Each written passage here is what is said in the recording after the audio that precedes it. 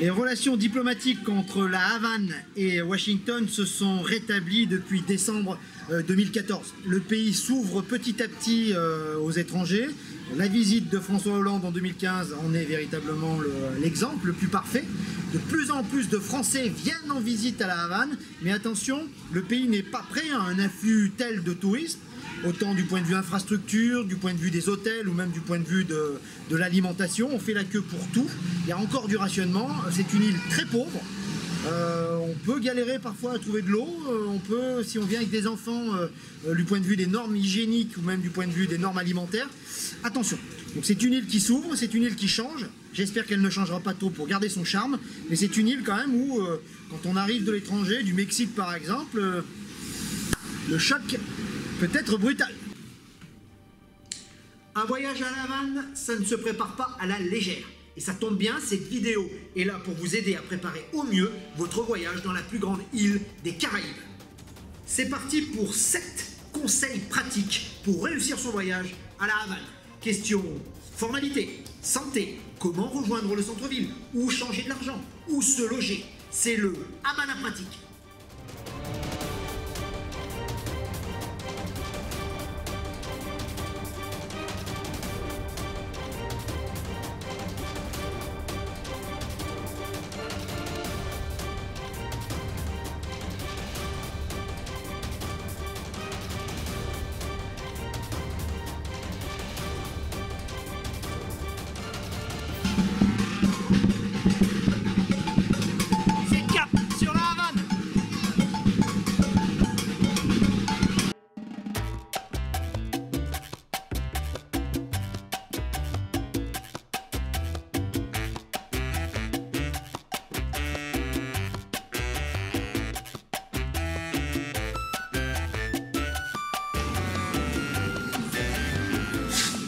Alors, bienvenue à l'aéroport international de José Martí de la Havane. Nous sommes à peu près à 17 km du centre-ville. C'est un aéroport un petit peu champêtre. Le hall des départs est plutôt pas mal. Par contre, quand vous arrivez, ça fait un petit peu peur. Hein. On met les bagages un peu sur n'importe quel tapis. Donc quand on arrive en pleine nuit, comme ça a été notre cas à nous, c'est vrai que ça surprend. Sachez que vous aurez à peu près 9h50 de vol depuis Paris jusqu'à la Havane. Sachez également qu'il y a à peu près 6 heures de décalage horaire à prendre en compte pour la suite du voyage. Question formalité. Un passeport en courte validité valable 6 mois après la date de votre retour. Pas besoin de visa, pas besoin de vaccin, c'est assez simple de venir à la Havane. Toutefois quand même, se fournir en France auprès d'une agence de voyage, une tarjeta di turista, une carte de tourisme valable pour le voyage. Vous ne pouvez pas décoller de France sans l'avoir. Vous ne pouvez pas repartir de la Havane sans avoir le coupon qu'on vous a donné lors de votre arrivée dans le pays. C'est à peu près 22 €. Vous devez absolument l'avoir avant de partir.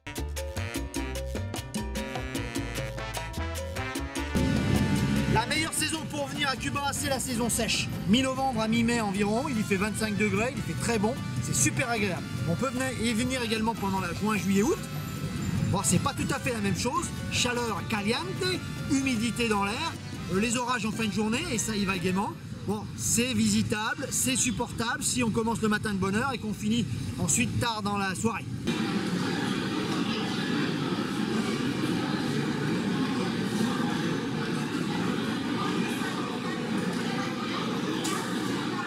Allez, nous voilà arrivés à l'aéroport de la Havane, direction le centre-ville, plusieurs moyens de transport, c'est parti.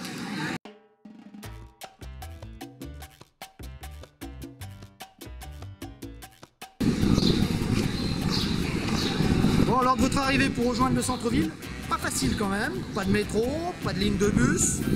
Le seul moyen quasiment pour rejoindre la Havane centre, 17 km je vous le rappelle, c'est d'utiliser un taxi, les taxis jaunes qui sont derrière moi.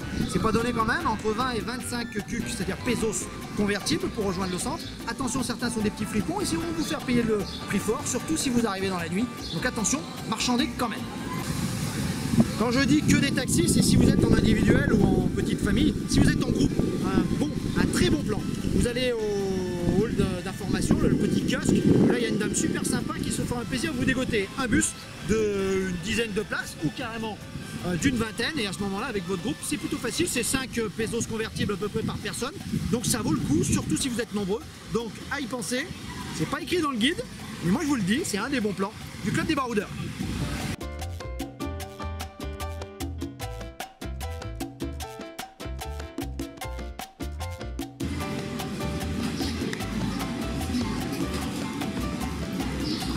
Allez, info pratique, où changer son argent? On va directement à l'aéroport. Sachez que le taux est à peu près égal à l'aéroport et en centre-ville, ce qui est assez rare pour être remarqué.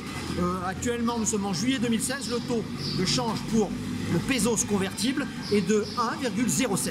D'accord, 1 euro égale 1,07 pesos convertibles. Attention, je vous rappelle qu'il y a deux monnaies à Cuba, le pesos convertible accepté dans les taxis, dans les hôtels et partout dans les restaurants, et le pesos cubain local. Alors là, avec ça, ça vaut rien. Pour changer de l'argent, on vous conseille de le changer directement à l'aéroport. C'est à droite quand vous êtes dans le hall des arrivées. Hein.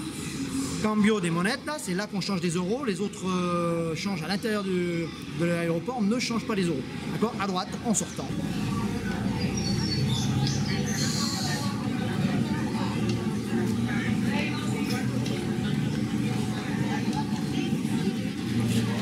Alors, en ville, changer de l'argent, c'est pas si simple. On fait la queue énormément à la Havane. Derrière moi, une Cadec, la plus connue, celle de la Calle Obispo. Elle est à l'angle de la Calle Compostelle.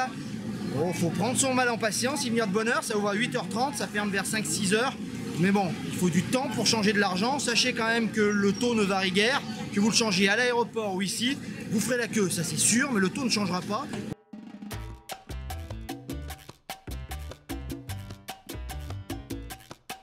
Alors, où loger à la Havane?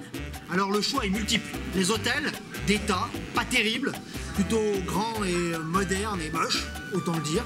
Et puis on a l'impression que l'ensemble de la ville de la Havane s'est transformé en maison d'hôtes.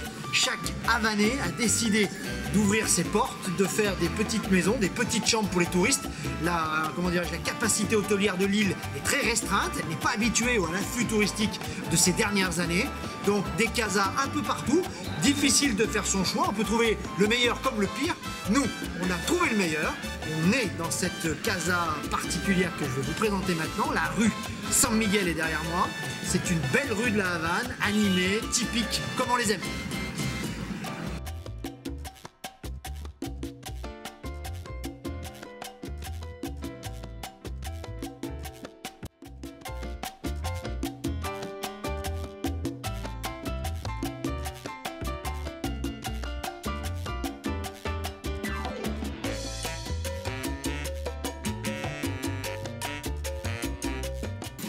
Alors pour notre séquence hébergement sur la Havane, on a choisi la Casas Particulares de la Havane.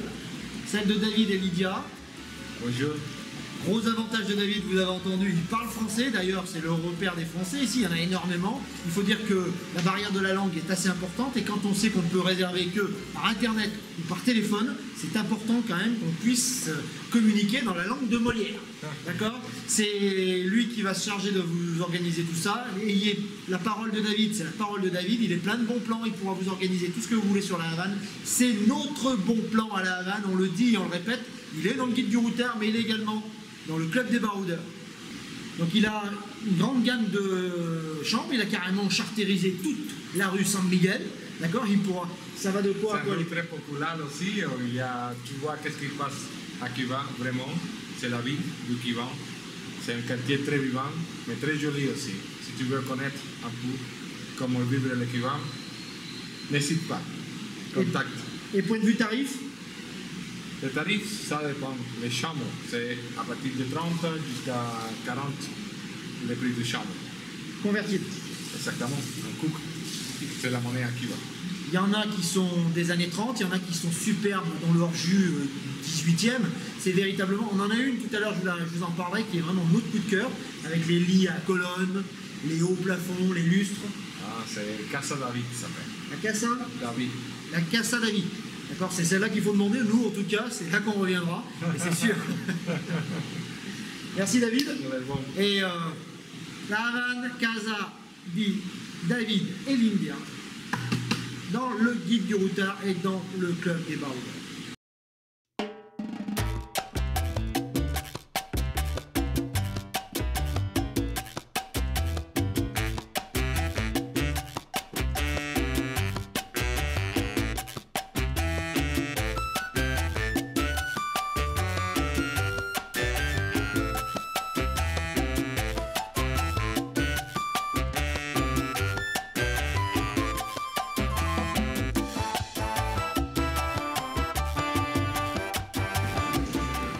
Un bon plan à la Havane pour la Wi-Fi. C'est vrai qu'il n'y en a que très peu un petit peu à la Havane. Les gens ont tendance à se regrouper dans les parcs, d'acheter des cartes.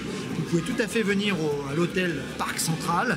À l'intérieur, on vous fournira gratuitement ou pas d'ailleurs une carte internet.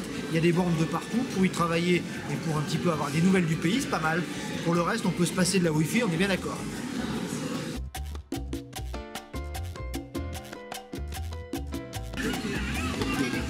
Sachez qu'à la Havane, il faut faire la queue et attendre pour tout. Ça fait bientôt 1 heure qu'on attend nos bagages qui tournent et qui tournent. Ça va sur un tapis, ça va sur l'autre. On se demande si le gars est tout seul à débarquer ses bagages. Sachez qu'en ville, c'est exactement la même chose. Vous ferez la queue pour aller retirer de l'argent. Vous ferez la queue pour faire vos courses. Vous ferez la queue pour acheter de l'eau. Vous ferez la queue pour tout. C'est vrai qu'on rationne beaucoup à la Havane. Enfin bon, au bout d'un moment, ça fatigue.